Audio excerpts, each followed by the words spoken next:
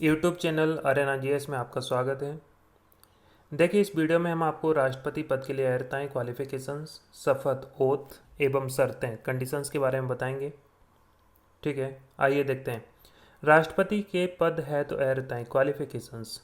राष्ट्रपति पद के चुनाव के लिए निम्न क्वालिफिकेशंस पूर्ण करना आवश्यक है। फर्स्ट है वह भारत का नागरिक हो, अर्थात भारत का नागरिक होना चाहिए।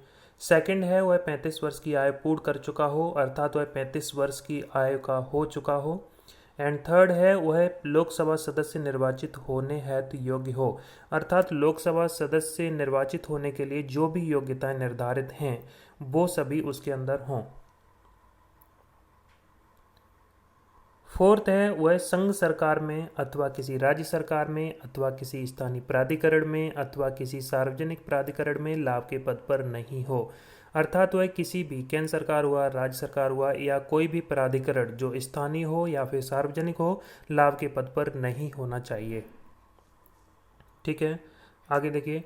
एक वर्तमान राष्ट्रपति, प्रेसिडेंट अथवा उपराष्ट्रपति, वाइस प्रेसिडेंट अथवा किसी राज्य का राज्यपाल, गवर्नर और संघ अथवा राज्य का मंत्री, मिनिस्टर किसी लाभ के पद पर नहीं माना जाता, अर्थात कोई राष्ट्रपति, उपराष्ट्रपति, राज्यपाल या संघ अथवा राज्य का मंत्री किसी लाभ के पद पर नहीं माना जाता है, अतः वह राष्ट्रपति के निर्वाचन हेतु योग्य होता है।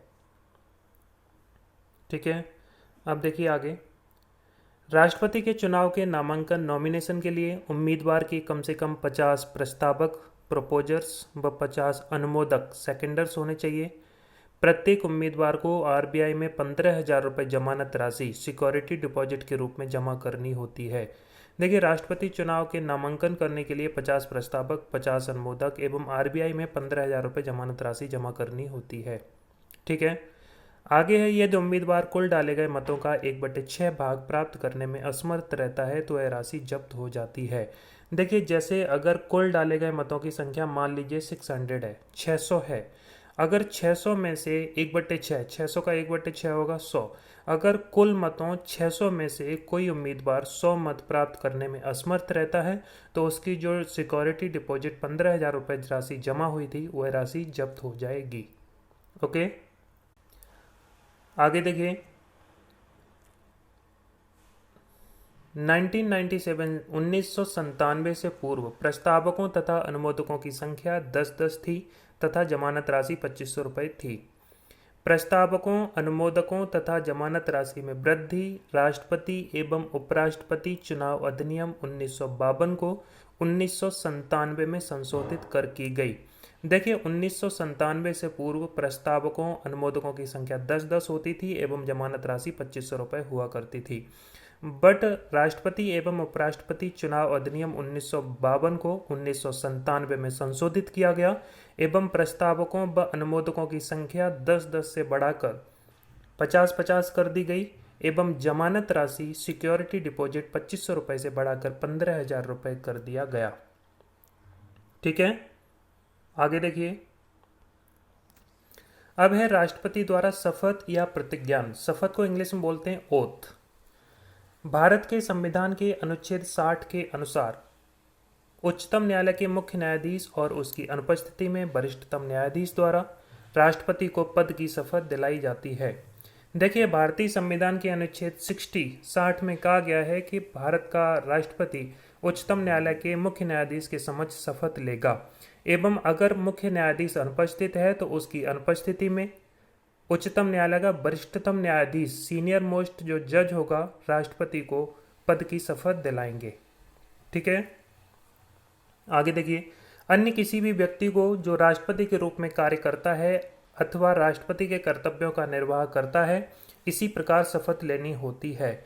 देखिए, राष्ट्रपति बीमार होते हैं या अनुपस्थित होते हैं या किसी भी ऐसी सिचुएशंस में जब राष्ट्रपति अपना कर्तव्य निर्वाह करने के लिए असमर्थ हैं, उस सिचुएशन में उनकी जगह उपराष्ट्रपति एज ए राष्ट्रपति कार्य करते हैं, तो उस समय राष्ट्रपति को भी इसी तरीके से शपथ लेनी होती है। ठीक है, आगे देखिए। राष्ट्रपति के पद के लिए शर्तें, कंडीशंस। संविधान में राष्ट्रपति के पद के लिए निम्न शर्तें निर्धारित की गई हैं।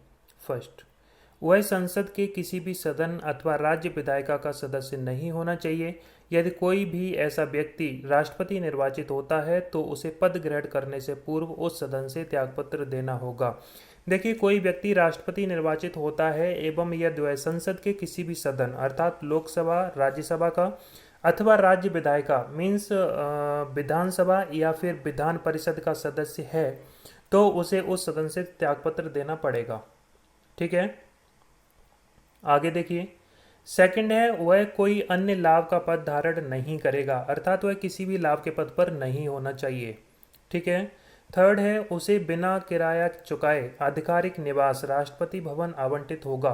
देखिए, राष्ट्रपति को बिना किसी किराया दिए, बिना किसी किराया चुकाए राष्ट्रपति भवन आवंटित होता है। ठीक है।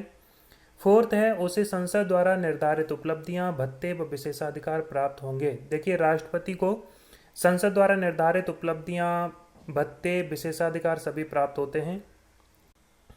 फिफ्थ है, उसकी उपलब्धियां और भत्ते उसकी पदावधि के दौरान कम नहीं किए जाएंगे। ठीक है। आगे देखिए, राष्ट्रपति को अपने आधिकारिक कार्यों में किसी भी विधिक जिम्मेदारियों से उन्मुक्ति होती है अर्थात विधिक जिम्मेदारियों से फ्री होता है। ठीक है। अपने कार्यकाल के दौरान उसे किसी भी आपराधिक कार्रवाई से उन्मुक्ति होती है अर्थात आपराधिक कार्रवाई से फ्री होता है। यहाँ तक कि व्यक्तिगत कृत्य से भी, पर्सनल एक्ट से भी वह आपराधिक कार्रवाई से फ्री होता है। ठीक है। वह गिरफ्तार नहीं किया जा सकता, ना ही जेल भेजा जा सकता है। हालांकि 2 महीने के नोटिस देने के बाद उसके कार्यकाल में उस पर उसके निजी कृत्यों के लिए अभियोग चलाया जा सकता है। अर्थात अगर उसका कोई निजी कृत्य है, अगर कोई पर्सनल एक्ट्स हैं, तो उस स्थिति में 2 महीने के नोटिस देने के बाद उस पर अभियोग चलाया जा सकता है। ठीक है। अब देखिए कुछ महत्वपूर्ण प्रश्न। फर्स्ट क्वेश्चन है, भारत के राष्ट्रपति के लिए आवश्यक योग्यता नहीं है। ऑप्शंस हैं, वह भारत का नागरिक हो, वह 35 वर्ष से अधिक आयु का हो, उसमें लोकसभा के सदस्य के लिए निर्धारित सभी योग्यताएं हों, वह संसद के किसी भी सदन का सदस्य हो। देखिए, हमने अभी बताया था पीछे जब योग्यताएं पढ़ रहे थे कि वह भारत का नागरिक होना चाहिए, वह 35 वर्ष की आयु से अधिक का होना चाहिए, उसमें लोकसभा के सदस्य होने हैं तो सभी योग्यताएं हों। ये तीनों योग्यताएं हमने पढ़ी थी। तो आपका राइट आंसर होगा डी, वह संसद के किसी सदन का सदस्य हो। ये योग्यता नहीं है। ठीक है। नेक्स्ट क्वेश्चन है, भारत के राष्ट्रपति निर्वाचित होने के पात्र बनने के लिए किसी व्यक्ति की आयु पूर्ण होनी चाहिए। ऑप्शंस हैं 21 वर्ष, 35 वर्ष, 25 वर्ष, 30 वर्ष। तो आपका राइट आंसर है बी, 35 वर्ष। ठीक है। नेक्स्ट क्वेश्चन है, राष्ट्रपति पद के उम्मीदवार के लिए अधिकतम आयु कितनी होनी चाहिए। ऑप्शंस हैं 65 वर्ष, 70 वर्ष, 75 वर्ष, कोई आयु सीमा नहीं। देखिए, राष्ट्रपति पद के उम्मीदवार के लिए न्यूनतम आयु सीमा 35 वर्ष निर्धारित है, लेकिन अधिकतम आयु सीमा निर्धारित नहीं है।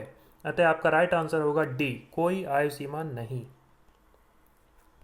नेक्स्ट क्वेश्चन है, भारत का राष्ट्रपति निर्वाचित होने के लिए निम्नलिखित में से कौन सी बात अयोग्यता मानी जाएगी। ऑप्शंस हैं, भारत का नागरिक हो, ये योग्यता है। सेकंड है, 35 वर्ष की आयु पूर्ण कर चुका हो, ये योग्यता है। थर्ड है, कोई लाभ का पद ग्रहण किए हुए हो। देखिए, हम जब योग्यताएं पढ़ रहे थे तो बताया था कि वह किसी भी लाभ के पद पर नहीं होना चाहिए। अतः जो सी ऑप्शन है आपका, कोई लाभ का पद ग्रहण किए हुए हो, ये अयोग्यता मानी जाएगी। तो आपका राइट आंसर हुआ सी, कोई लाभ का पद ग्रहण किए हुए हो। ठीक है। नेक्स्ट क्वेश्चन है, राष्ट्रपति के चुनाव के लिए प्रस्तावक एवं अनुमोदकों की कम से कम कितनी संख्या होनी चाहिए। आपके ऑप्शंस हैं 10-10, 20-20, 50-50, 100-100। तो आपका राइट आंसर है सी, 50-50। देखिए, जैसा कि हमने बताया था कि 1997 से पहले प्रस्तावकों तथा अनुमोदकों की संख्या 10-10 हुआ करती थी, लेकिन राष्ट्रपति उपराष्ट्रपति चुनाव अधिनियम 1952 को 1997 में संशोधित किया गया एवं प्रस्तावकों व अनुमोदकों की संख्या को 10-10 से बढ़ाकर 50-50 कर दिया गया। अतः आपका राइट आंसर होगा सी, 50-50। ठीक है।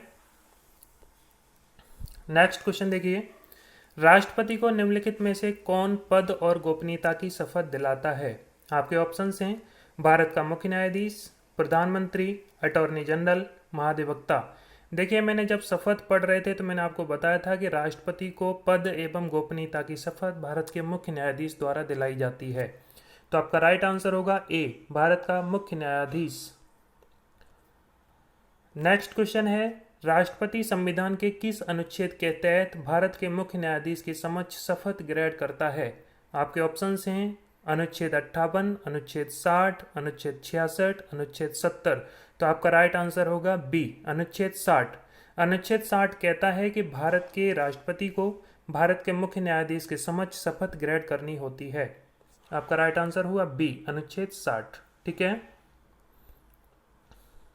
नेक्स्ट क्वेश्चन है, मुख्य न्यायाधीश की अनुपस्थिति में राष्ट्रपति किसके समक्ष शपथ लेता है? आपके ऑप्शंस हैं उपराष्ट्रपति, महान्यायवादी, लोकसभा अध्यक्ष, सर्वोच्च न्यायालय का वरिष्ठ न्यायाधीश। हमने आपको बताया था कि अनुच्छेद भारत से संविधान का अनुच्छेद 60 कहता है कि भारत के राष्ट्रपति को भारत के मुख्य न्यायाधीश के समक्ष शपथ लेनी होती है, लेकिन यदि भारत का मुख्य न्यायाधीश अनुपस्थित है तो उस स्थिति में सर्वोच्च न्यायालय का वरिष्ठ न्यायाधीश अर्थात सीनियर मोस्ट जज भारत के राष्ट्रपति को शपथ दिलाएंगे। आपका राइट आंसर हुआ डी, सर्वोच्च न्यायालय का वरिष्ठ न्यायाधीश। ठीक है। देखिए, नेक्स्ट क्वेश्चन है, राष्ट्रपति के उम्मीदवार के लिए क्या आवश्यक नहीं है? ऑप्शंस हैं आयु 35 वर्ष हो, पढ़ा लिखा हो, सांसद चुने जाने की योग्यता हो, देश का नागरिक हो। तो आपका राइट आंसर हुआ बी, पढ़ा लिखा हो। यह राष्ट्रपति के उम्मीदवार के लिए आवश्यक नहीं है। ठीक है। नेक्स्ट क्वेश्चन है, नामांकन के समय राष्ट्रपति पद के उम्मीदवार को कितनी जमानत राशि जमा करनी होती है? आपके ऑप्शंस हैं रुपये 5,000, रुपये 10,000, रुपये 15,000, रुपये 20,000। तो आपका राइट आंसर होगा सी, रुपये 15,000। देखिए, मैंने बताया था कि 1997 से पूर्व जमानत राशि सिक्योरिटी डिपॉजिट 2,500 रुपये हुआ करती थी, लेकिन राष्ट्रपति उपराष्ट्रपति चुनाव अधिनियम 1952 को 1997 में संशोधित किया गया, जिसके तहत जमानत राशि सिक्योरिटी डिपॉजिट को रुपये 2,500 से बढ़ाकर रुपये 15,000 कर दिया गया। ठीक है। Please like the video, share the video and subscribe the channel. Next question है, लाभ के पद का निर्णय कौन करेगा? ऑप्शंस हैं राष्ट्रपति एवं राज्यपाल, संघीय संसद, उच्चतम न्यायालय, संघ लोक सेवा आयोग। तो आपका राइट आंसर है बी, संघीय संसद। Thanks for watching.